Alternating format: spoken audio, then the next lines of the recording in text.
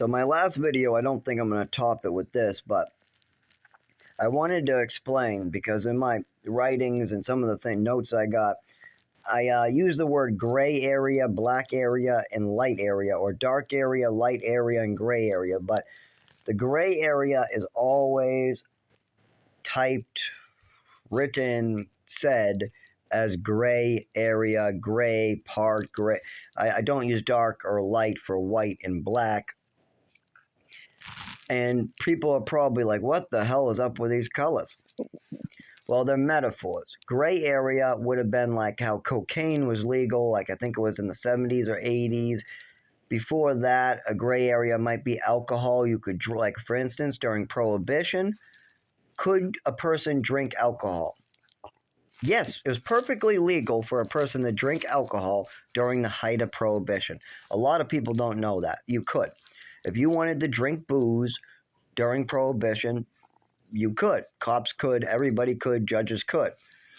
But you could not sell alcohol. You could not make alcohol. You could not produce alcohol. You could not have too much possession of alcohol.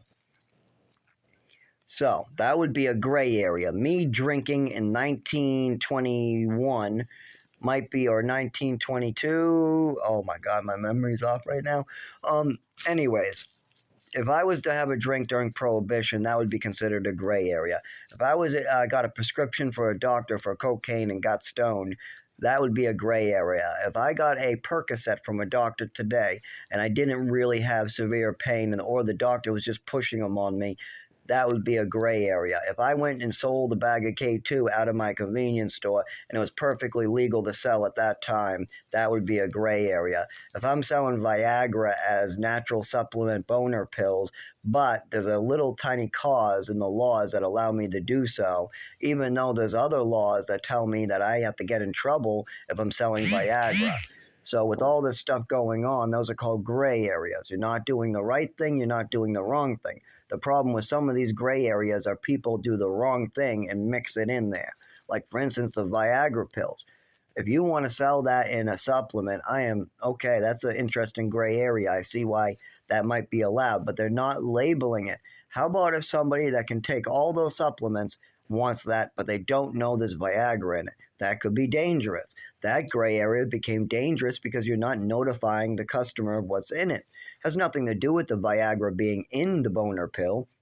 That's what it's meant for, giving you a boner. The problem is that people who might not know what they're getting might be getting something that they're not supposed to have. That's a gray area that could be harmful. That's where the dark comes in. But then there are gray areas like marijuana, where it's the laws. Nobody's actually getting hurt, but instead the government or a decision is hurting other people. That's a different gray area, meaning that it's okay to do that act. It's okay to make cream out of weed and rub it on your skin, but if you did it 40 years ago, you might be spending 22 years in prison. So that's a white area in morals, but a black area in law. Multiple years in prison like that, a felony charge, that's definitely a black dark area. So that's what I'm describing as gray. Things that are both good and bad and kind of messed up and need to be fixed and worked out.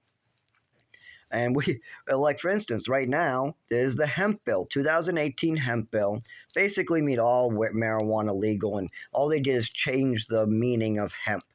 But you have to be careful because, like, the CBDV is great. I would call that safe. It's pretty time tested.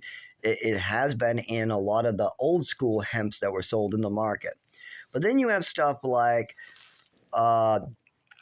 THC with a bunch of letters like PO or HHCOP or Delta 9 O or Delta 9 or Delta 8 O or THCP. I'm still wondering about. That's just a different form of THC, but it definitely gets you wrecked. So it's definitely like grayish area, black. If it's harmful, it's completely black. So those I don't trust. CBDs, fine.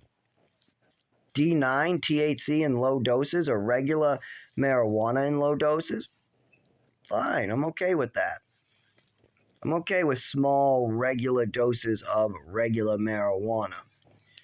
But all this other stuff, you really gotta give it time tested. Is this the real stuff, or is this some souped up chemical made in a lab?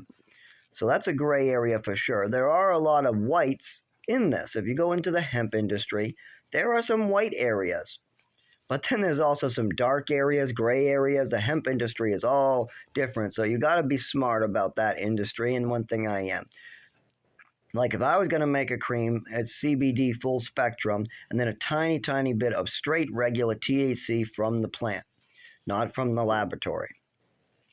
Now, a lot of my CBDs come from plant to purification in laboratory to make them THC free. So I do have a really, really, really good CBD person that sells me CBD 50% with CBN, CBC, CBG, and CBN. And I can get different percentages as well. I can go full CBD and then get almost no percentages, or I can get higher of the others. Now, I like CBDV because it makes my seizures, shakes, and my disorders go away. But CBN is known to be great for sleep. I actually gotta highly recommend CBN for sleep, and a lot of these are naturally found compounds, not these crazy THCPO or HHCPO or all these random letters or Delta 8OP or whatever is the most common weird one now.